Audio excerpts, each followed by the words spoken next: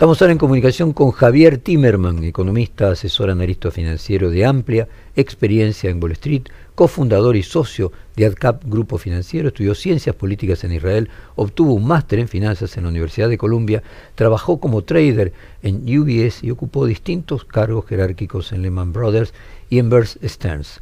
Vamos a consultarlo por la nueva era que se abre a partir de los aranceles de Donald Trump que impuso al comercio internacional, así que lo vamos a recibir con una canción Don Arancel, perdón, estoy acentuando en inglés, Don Arancel de Kihai, vamos a ver quién es.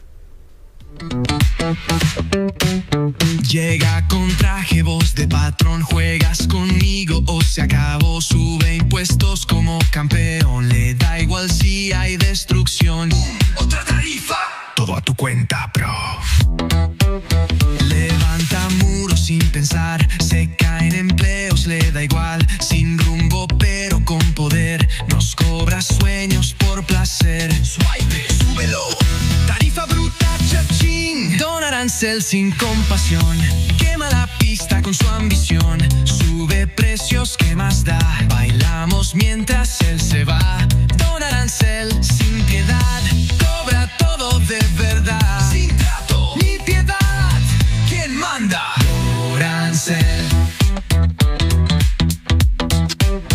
Contamos daños, el show, estantes vacíos. Muy buenos días, Javier Timerman. Anoche vos reposteaste un tuit de Andy Ostroy que vaticinaba que hoy iba a haber un baño de sangre en Wall Street, con pérdidas de miles de millones de dólares, aumento de inflación, de desempleo, en resumen, una terrible recesión.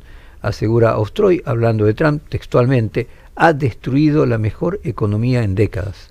El mismo Mike Pence, quien acompañó a Trump como vicepresidente en su anterior mandato, asegura que estos aranceles son 10 veces mayores de los que tuvo en su administración, o sea, la primera de Trump, y afirma que arruinarán a las familias norteamericanas. Así que coincidís con este diagnóstico pavoroso, y cuáles crees que serán las consecuencias a nivel global más allá de las internas dentro de Estados Unidos. Sí, yo la verdad que creo que esto es bastante devastador y va a tener bastante impacto. De todas maneras es difícil predecir la conducta financiera de la gente, porque tuvimos también una pandemia que en su momento nos pareció horroroso y pensábamos cómo puede ser que los países cierren, y uno podía pensar que la repercusión que iba a tener en general iba a ser mucho más calamitosa de lo que terminó siendo a nivel económico, me estoy refiriendo únicamente. Así que es difícil, pero de todas maneras es un golpe muy fuerte a la estabilidad económica que surge a partir de, yo diría, de la Segunda Guerra Mundial, cuando los países empiezan a comerciar entre ellos, cuando empiezan a valorar el impacto positivo del comercio internacional.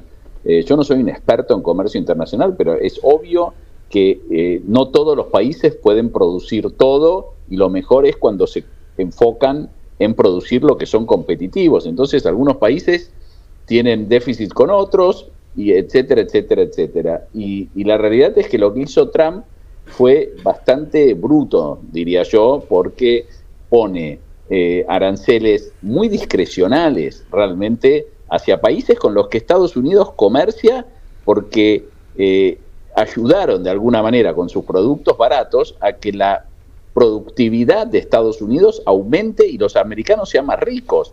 La riqueza en Estados Unidos crece porque crece la inversión, porque es una economía productiva, y es productiva porque no se ocupa de producir ciertas cosas que otros países las producen más barato y mejor, como puede ser una media, entonces, o una remera. Entonces, todo esto va a crear un sinfín de medidas retaliatorias entre los países, y nada bueno puede pasar. No veo el lado positivo de esto, porque si, como dice Trump, esto va a terminar disminuyendo el déficit que tiene Estados Unidos, y si también empieza a crear empleo, cosa que dudo, estoy convencido que ese superávit lo van a usar para bajar impuestos, o sea que tampoco va a ayudar por ese lado. Es una transferencia de riqueza, yo creo, de los ciudadanos americanos a los de la clase media o gente en general, de todos, hacia los más ricos, porque va a terminar disminuyendo impuestos hacia los grupos más ricos dentro de Estados Unidos. Segunda pregunta, ¿cómo ves la relación Milei-Trump? ¿Cómo puede favorecer a la Argentina o no? ¿Y cuánto puede, más allá de la relación con Milei, Trump afectar negativamente a la Argentina por todas estas medidas de orden más global que en la relación personal con nuestro país? Mira, las relaciones personales son importantes, pero son mucho menos importantes que el ambiente macroeconómico de una época. Si tomamos un ejemplo del pasado, Menem tenía buena relación con Bush, creo, y con los presidentes americanos en general, pero lo que benefició la primera etapa del gobierno de Menem fue que el mundo se abrió macroeconómicamente a países emergentes, empezaron a ver con buenos ojos invertir en esos países y todo el consenso de Washington, etcétera. Lo que hizo crecer a la economía argentina en ese momento fue el consenso de Washington, no fue la amistad con Bush. Y acá pasa algo similar. Ayuda ser amigo del presidente, ayuda a tener buena relación, ayuda obviamente poder levantar el teléfono en un momento de dificultad, pero lo que va a terminar impactando mayoritariamente a la Argentina es el ambiente de negocios que haya a países como el nuestro. Y con este nivel de conflictividad comercial entre los países, como estamos viendo, la sangría que hay en los mercados, en las acciones, en los bonos, etcétera, esto va a impactar negativamente, obviamente, porque la Argentina necesita atraer capital, y el capital hoy en día está diciendo, hasta que no se clarifique el panorama, yo prefiero desinvertirme de activos riesgosos, y no riesgosos también, pero obviamente... A ver, Javier, permíteme que te interrumpa. Más allá de esto que está haciendo Trump, es evidente que después de la pandemia que vos mencionás, tuvo consecuencias que todavía seguimos teniendo, como por ejemplo la globalización entró en una fase de desarme de empresas que estaban en 100 países y llegaron a la conclusión de que habían sido demasiado optimistas y que no se podía manejar desde un headquarter 100 países, y se concentraron en 20 o en 30, y se están yendo empresas de todas partes del mundo, de países emergentes concretamente.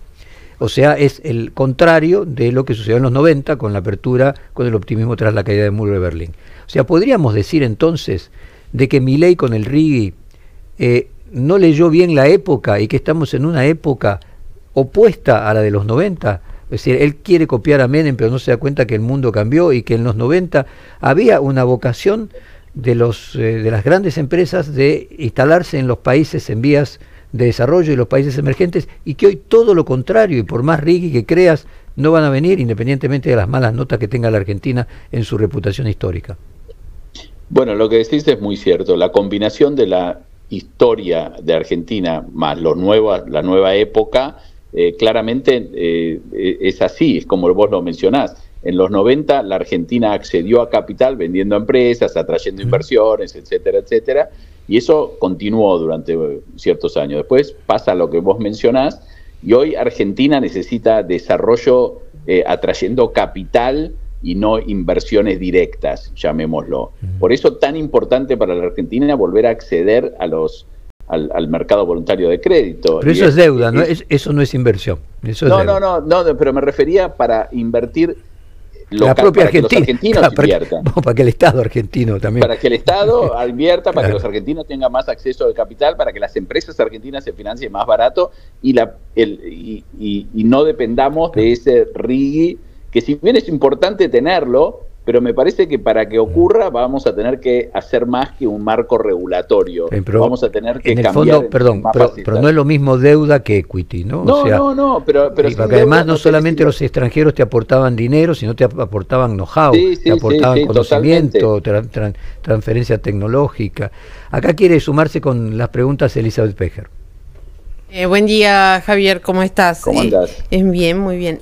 Quería pedirte una reflexión o análisis de cómo ves el escenario local, más allá de seguramente la repercusión que va a tener la decisión de Trump ayer. Estuvimos con 11 jornadas consecutivas de pérdida de reserva del Banco Central para contener el precio del dólar, algunos con algunos gestos del gobierno que generaron mucha confusión, que provocaron cierta incertidumbre en el mercado.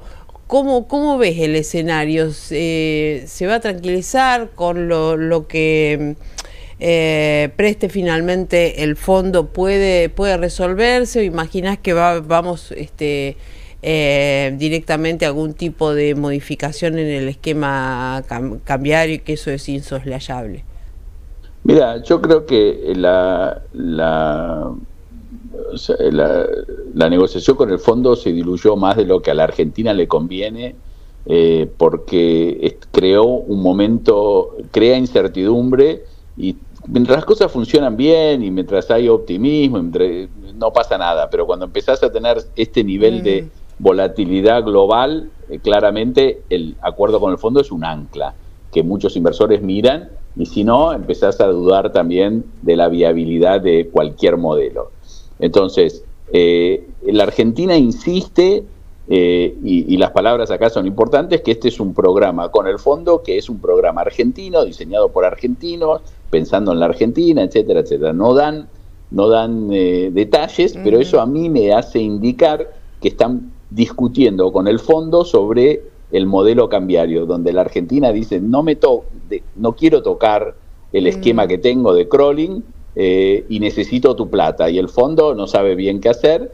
A mi juicio, lo que va a terminar haciendo el fondo es exigiéndole a la Argentina, sea el modelo cambiario que sea, que tenga un nivel de acumulación de reservas, o un requisito de acumulación de reservas exigente, y después se verá si está atrasado o no el tipo de cambio. Si acumula reservas, tendrá razón Argentina. Si las reservas no están, la Argentina no logra acumularlas, no logra bajar el riesgo país y poder refinanciar su deuda en el mercado voluntario, el fondo claramente va a ser más cuidadoso en sus desembolsos futuros.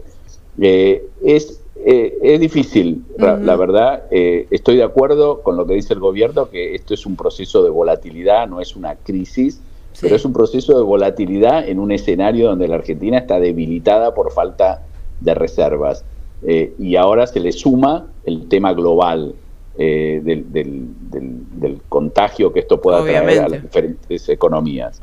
Así que es un escenario muy desafiante para la Argentina, para muchos países, pero para la Argentina, en medio de la negociación y de intentar acceder a los mercados voluntarios de crédito, se le suma más viento en contra. Javier, última pregunta.